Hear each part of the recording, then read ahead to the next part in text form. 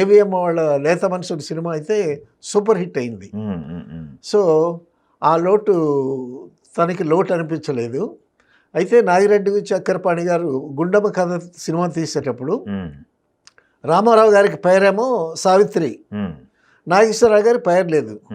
Next ఏంటంటే గ్లామరస్గా ఉండేది ఏంటంటే జమున.